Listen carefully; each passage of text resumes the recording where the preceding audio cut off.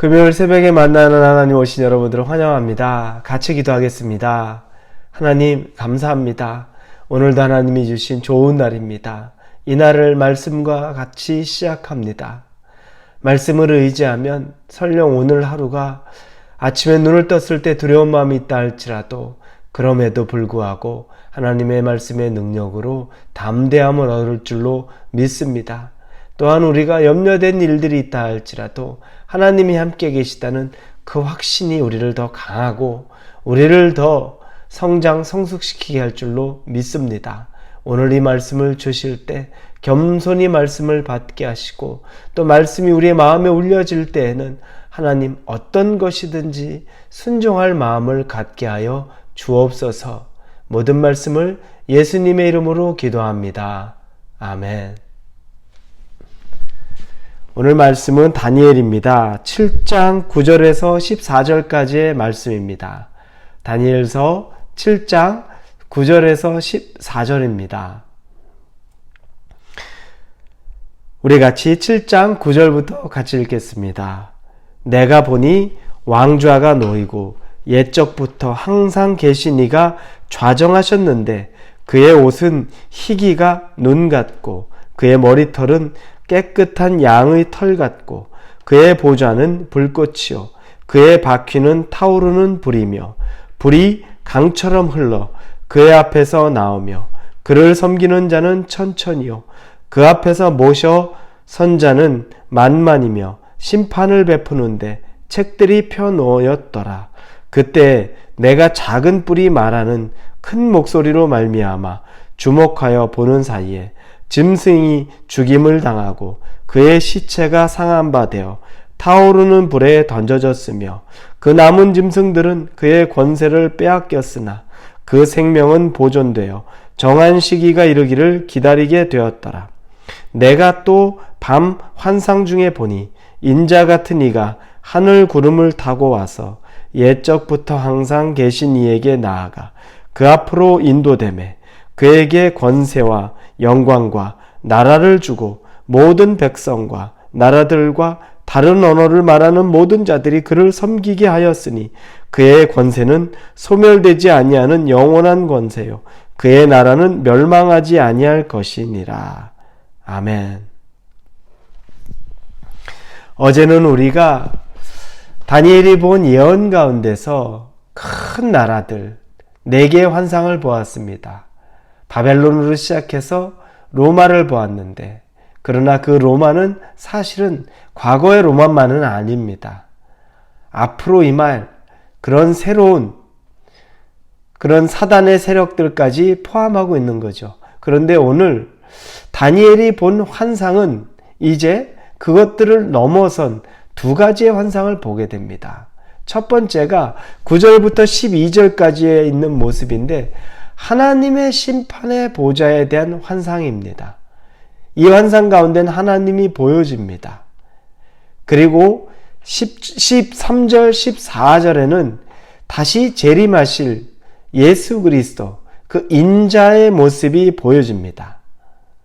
그래서 다니엘은 아주 과거, 아주 오랜 세월 전에 있었지만 그래서 이 다니엘서의 후반부 나머지 6장에서 다시 오실 예수 그리스도의 모습이 그려진다는 것이 바로 이와 같은 환상 가운데 보여주는 겁니다. 그 중에 먼저 우리가 9절부터 12절까지의 하나님의 심판의 보좌에 대한 환상을 보게 됩니다.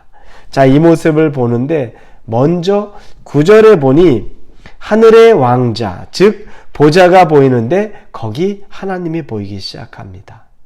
하나님의 형상이 그려지는데 그 하나님 어떻게 묘사되는지 첫째는 옛적부터 항상 계신 이라고 나옵니다. 하나님은 옛적부터 항상 계시니 즉 천지의 창조자이시죠.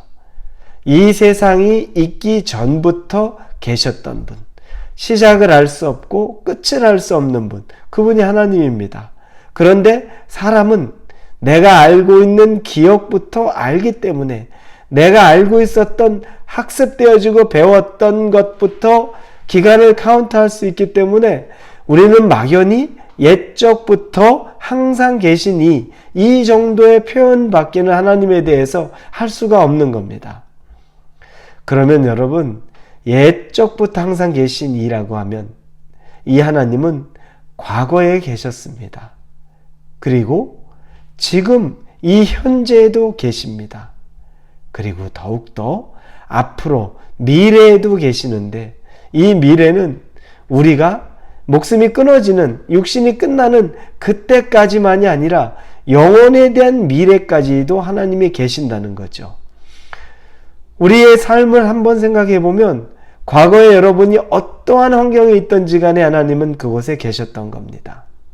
여러분이 기쁠 만할 때, 또 때로는 여러분이 너무너무 괴로울 만한 때, 좌절되고 또 여러분이 낙심될 때, 하나님 없는 것 같이 느껴질 때에도 하나님은 거기에 계셨습니다.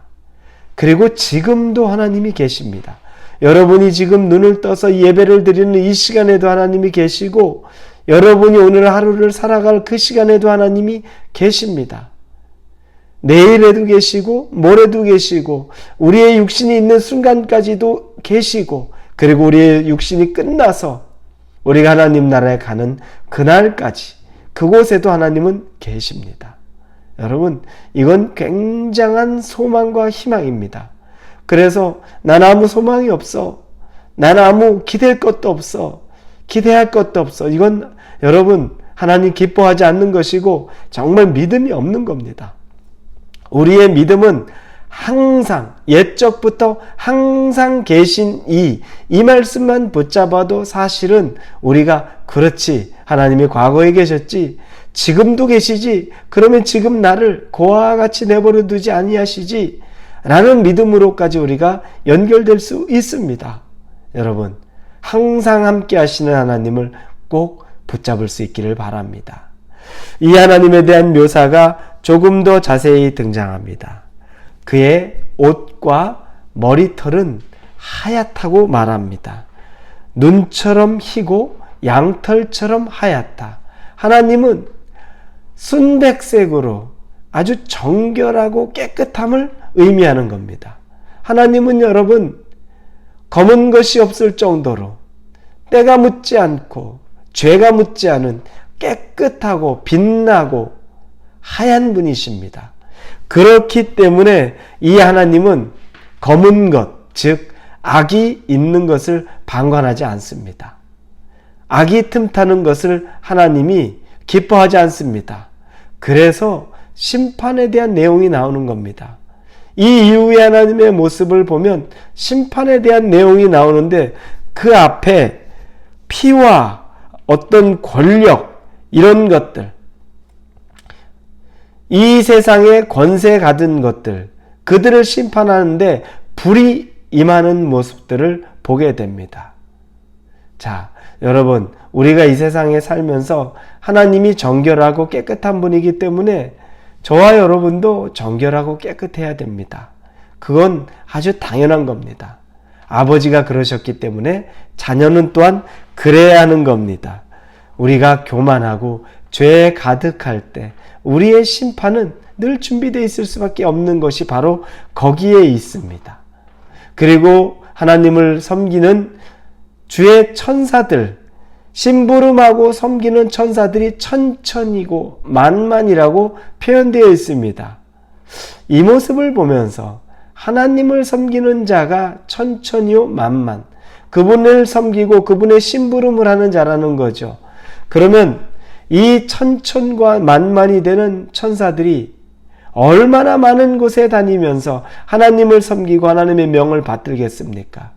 그러면 여러분, 우리가 이 천천 만만이 되는 천사, 하나님이 그들을 또 우리에게 보내줘서 우리 가운데 도움의 손길이 되지도 않겠습니까? 말씀을 보면 볼수록 하나님의 섬세함과 또 하나님이 우리를 그냥 방치하지 않는다는 것이 믿어집니다. 그리고 책이 펼쳐집니다. 이 책에는 심판의 시작이 될 때 그 삶을 낱낱이 기록한 책입니다. 여러분, 심판의 때에는 우리의 행동이 다 책에 기록되어 있다고 말하는 것이 바로 여기에 근거를 두고 있습니다. 그 책에 우리의 심판, 그 심판은 여러분 두 종류가 있겠죠. 첫째는 우리가 행한 악한 것이 있을 것이고, 또 하나 우리가 행한 선한 것도 같이 있을 겁니다. 심판이라고 해서 두려움 가운데 내 모든 악한 것만 생각할 건 아닙니다.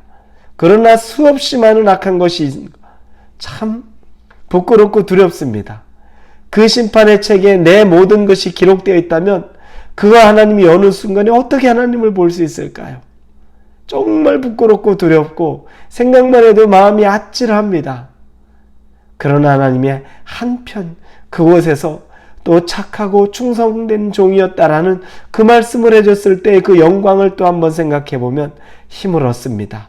그리고 그 말씀 그대로 하나님의 영광을 위하여 살아야겠다라는 다짐도 하게 됩니다. 그리고 나서 그 심판의 책이 펼쳐지고 이제 결국에는 그 기록된 범죄들, 그 내용들이 다 끝나지고 이제 짐승들, 하나님 앞에 짐승들이 결국엔 죽게 되는 장면 나옵니다. 시체는 찢겨져서 불에 다 태워집니다. 그리고 13, 14절에 이제는 인자에 대한 환상, 예수님에 대한 환상, 다시 오실 예수님이 그려지기 시작합니다. 여러분, 예수님의 재림은 하늘에서 임하죠. 그리고 우리가 어제 보았던 네 마리의 짐승들은 바다에서 올라옵니다. 하늘에서 임하는 예수님의 능력 안에 이 땅에서 올라오는 모든 것들은 다 죽을 수밖에 없습니다. 우리가 이 인간 세상에서 얻는 모든 권세나 권력이나 힘이나 재물이나 이것들은 하늘에서 내려오는 것에 감당할 수 없습니다. 뭘 붙잡아야 되겠습니까? 하늘의 것을 붙잡아야죠. 사랑하는 우리 성도 여러분, 우리가 오늘 하루를 살면서 하늘의 복을 우리의 마음 깊은 곳에 두고서 사모하며 살기를 예수님의 이름으로 축원합니다. 기도하겠습니다. 하나님, 다니엘의 이상 가운데 하늘의 것을 쫓아 사는 우리가 되도록 인도하여 주옵소서. 예수님의 이름으로 기도합니다. 아멘.